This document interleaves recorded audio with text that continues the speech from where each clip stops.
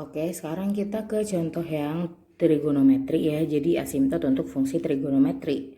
Sebenarnya pada dasarnya konsepnya sama, cuma kalian perlu menghafal atau ingat lagi yang di kelas 11 tentang persamaan trigonometri. Nanti coba Ibu tampilkan di sini ya. Nah, sekarang kita coba kerjain soal yang pertama. Tentukan asimtot tegak dari fungsi fx sama dengan tan x. Nah, kalau misalnya asimtot tegak itu kan penyebutnya ya kita sama dengan kan 0 atau harus berbentuk pecahan trigonometri, sedangkan tan x ini kan belum bentuk pecahan ya. Nah, kita rubah dulu untuk jadi bentuk pecahan. Berarti tan x itu bisa dirubahnya kemana?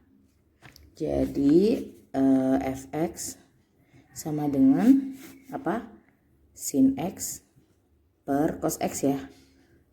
Nah, ini kan udah jadi bentuk pecahan. Berarti udah memenuhi untuk dicari asimtotnya. Nah, ingat tadi kalau tegak itu kan penyebutnya harus sama dengan 0 biar jadi tak hingga ya. Jadi cos x itu sama dengan 0. Berarti cos x itu sama dengan 0.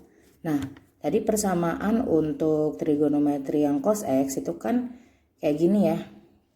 Cos x itu sama dengan cos alfa. Nah, jadi x-nya itu sama dengan plus minus alfa plus k dikali 2 pi. Kenapa 2 pi? Karena harusnya 360. Jadi kita rubah jadi bentuk radian ya.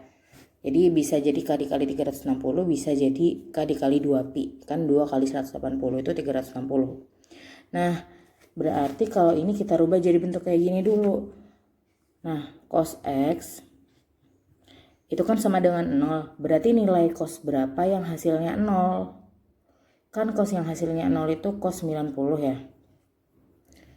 Nah, biar kita rubah jadi bentuk radian atau biar ada pi-nya, jadi berapa? Cos 90 itu berapa pi? Nah, cos 90 itu nih di sini.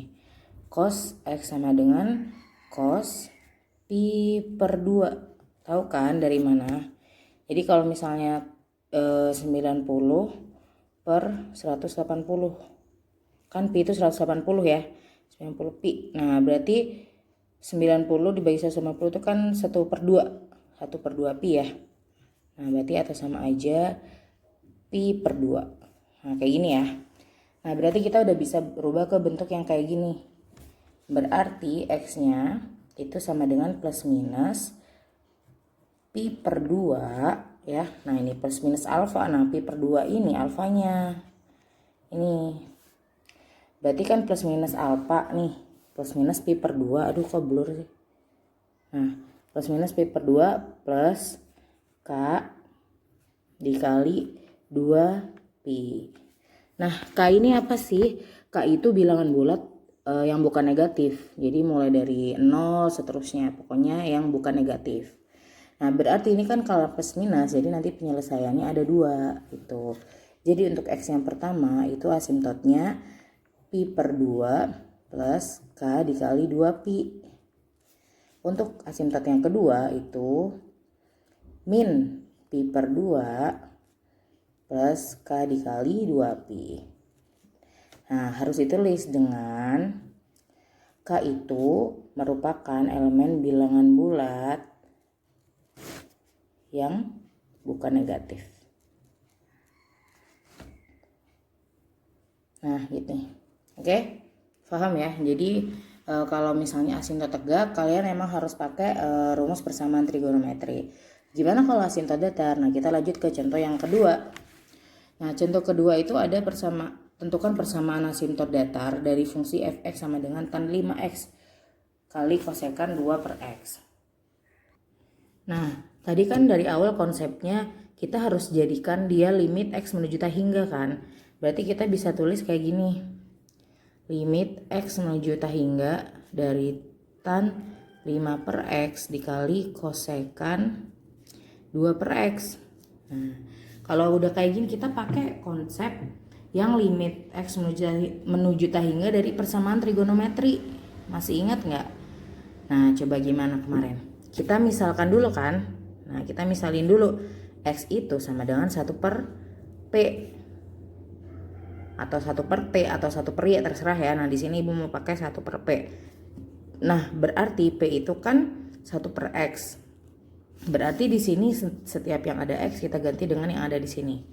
Berarti tan 5/X itu jadi apa?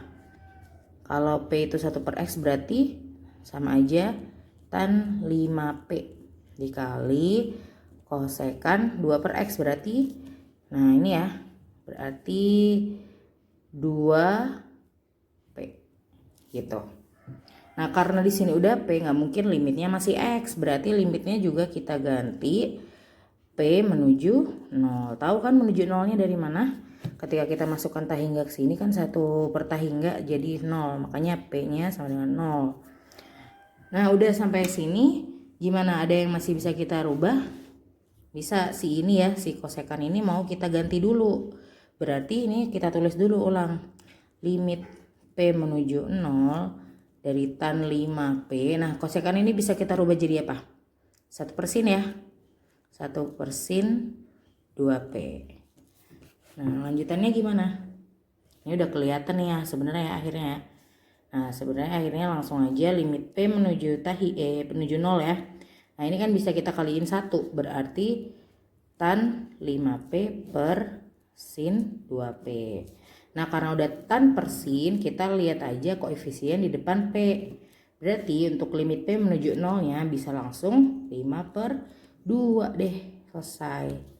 Itu berarti apa? Asimtot dasarnya, asimtot datarnya itu di Y sama dengan 5/2. Kenapa Y sama dengan ya? Karena kita ini fx sama dengan, fx itu kan sama dengan Y ya, Y sama dengan ini.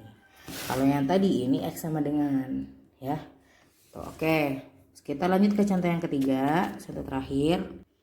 Nah ini dia contoh yang ketiga, tentukan asimtot tegak dari fungsi fx sama dengan 1 min cos kuadrat X per 2 sin pangkat 3X.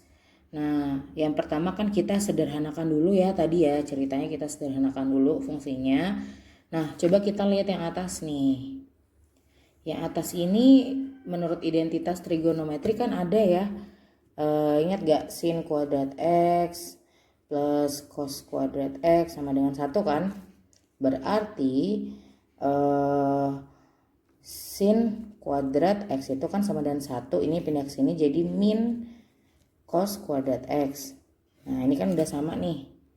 Berarti si 1 min cos kuadrat X bisa kita rubah dengan sin kuadrat X. Kalau lupa silakan dibuka-buka lagi ya. Makanya ibu di awal waktu itu udah nyuruh kalian buat catat macam-macam identitas trigonometri dan persamaan trigonometrinya. Pasti berguna untuk yang kayak gini-gini nih ya. Berarti kita bisa rubah dia jadi sin kuadrat X per 2 sin pangkat 3X. Nah karena sin kuadrat sin pangkat 3 itu kan berarti sin X nya nanti 3 kali kan. Atau misalnya kalau ibu jabarin sin X kali sin X per ini 2 kali sin X kali sin X kali sin X ya. Berarti ini coret-coret, bisa dicoret. Nah tinggal ini, berarti sama aja 1 per, ya kan ini atasnya udah habis tinggal 1 ya, 1/2 sin X ya, untuk fx sama dengan 1/2 sin X. Nah karena dia yang disuruh tegak, asimtot tegak itu berarti bukan yang limit tapi yang penyebutnya sama dengan 0. Berarti kan si ini sama dengan 0.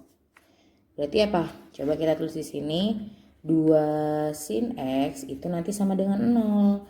Berarti sin X itu sininya pindah ke sini jadi 0/2 atau sama aja 0 ya.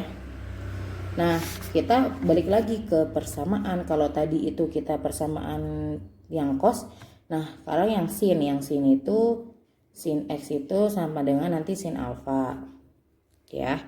Berarti untuk X nya itu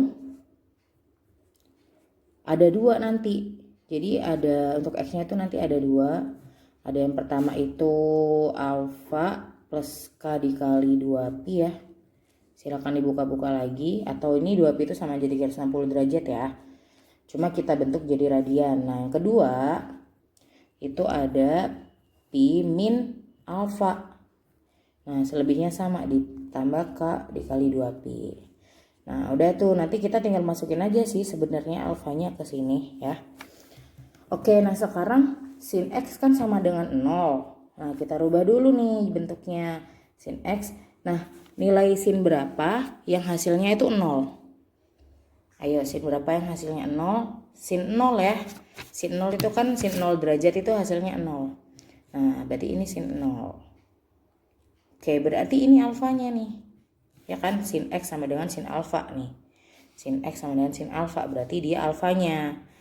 Ya, berarti kita tinggal masukin, ada dua kemungkinan asimtotnya ya. Untuk X pertama, aduh sorry ya, goyang-goyang nih, ulang-ulang. Nah udah, untuk X yang pertama itu alfa, ya kan ini ya, alfa plus, berarti alfanya 0. 0 plus K dikali 2 pi. Nah karena 0 ya berarti sama aja K dikali 2 pi aja. Oke, nah untuk X yang kedua itu kan pi min alfa nih, berarti pi min 0 plus K dikali 2 pi, atau sama aja pi plus K dikali 2 pi. Ingat, ditulis dengan K itu merupakan elemen bilangan bulat bilangan bulat yang bukan negatif. Nah gitu, selesai. Berarti asimtot ini ya harusnya tadi ibu tulis dulu asimtot tegaknya. Asimtot tegak dari fungsi tersebut itu ada dua, yaitu X1 nya sama dengan K dikali 2 pi, dengan X2 nya itu sama dengan pi plus K dikali 2 pi. Tuh, dengan ini tadi. Oke deh, sampai sini ngerti ya untuk persamaan trigonometri. Jadi sebenarnya dia sama nih konsepnya, kalau tegak itu harus gimana, kalau datar itu harus limit hingga gitu. Cuman kalian harus ada tambahan, yaitu persamaan-persamaan dan identitas-identitas trigonometri gitu. Ngerti ya? Oke, sampai ketemu lagi minggu depan. Assalamualaikum warahmatullahi wabarakatuh.